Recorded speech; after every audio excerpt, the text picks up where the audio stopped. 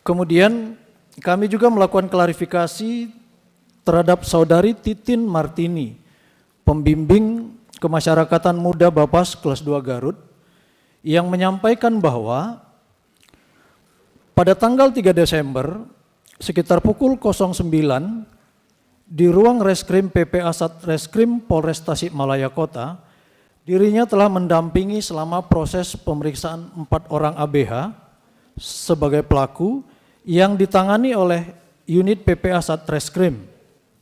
Kemudian kondisi kesehatan keempat anak pelaku dalam keadaan sehat, tidak ada bekas tindakan kekerasan dan tidak merasa diintimidasi oleh penyidik. Saat proses pemeriksaan, tidak ada tekanan dari penyidik terhadap 4 orang anak pelaku, di mana 4 orang anak pelaku memberikan keterangan sesuai dengan apa yang tertuang dalam BAP, dan selanjutnya BAP ditandatangani.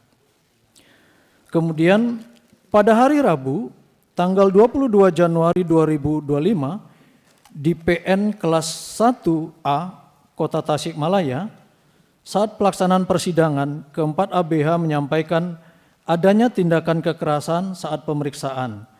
Namun saat hakim menanyakan identitas pelaku, keempat ABH tidak bisa menyebutkan nama dan bukti, sehingga tuntutan tersebut dibantah oleh hakim. Ini penyampaian dari klarifikasi terhadap saudari Titin sebagai pembimbing kemasyarakatan.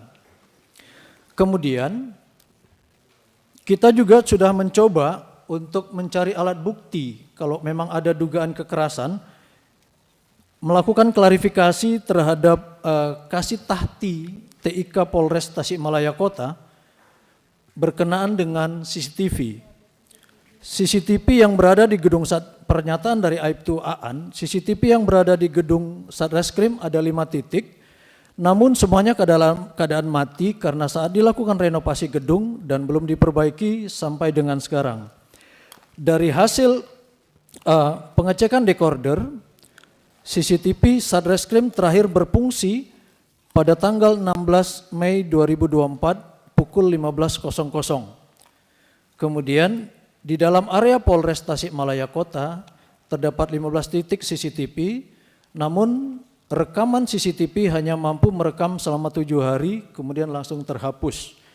Sehingga kami bertujuan mencari alat bukti apakah memang ada CCTV ini yang 5 berada di lorong reskrim, semuanya dalam keadaan mati dari tanggal 16 Mei 2024. Kemudian kami juga melakukan pemeriksaan analisa handphone para penyidik.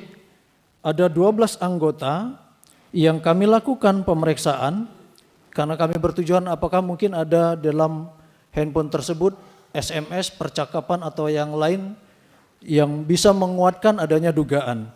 Dari hasil analisa belum ditemukan adanya bukti yang mendukung dugaan tindakan kekerasan yang terjadi. Saya dikasih tahu itu cuma ditelepon sama Ibu Kanit. Setelah BAP, udah tinggal membaca ke sana, Pak. Saya tidak pernah mendampingi anak saya waktu di BAP, Pak. Nggak pernah juga nggak Ibu pernah, diminta Pak. mendampingi? Nggak pernah. Oke. Nggak pernah, saya suruh baca aja, Pak. Saya nggak kuat, Pak, membacanya juga, Pak. Karena anak saya bilang, "Mas, sumpah demi Allah, saya tidak pernah melakukan seperti itu, Pak. Tidak pernah. Saya ditekan, saya dipaksa, karena saya disiksa, saya takut mati, Pak." Kata anak saya, dia bilang kayak gitu, Pak. Saya nggak tega, Pak, lihat anak saya kayak gitu, Pak. Saya kesini, Pak, pengen mencari keadilan buat anak saya, Pak. Karena anak saya kasihan, benar-benar tidak bersalah, Pak. Mohon, Pak, sama semuanya, Pak, di sini, mohon, saya memohon untuk mencari keadilan yang seadil-adilnya buat anak saya. Karena anak saya yang berat banget, Pak, dituduhnya membacok, Pak. Mohon, Pak, bantuannya semuanya, Pak.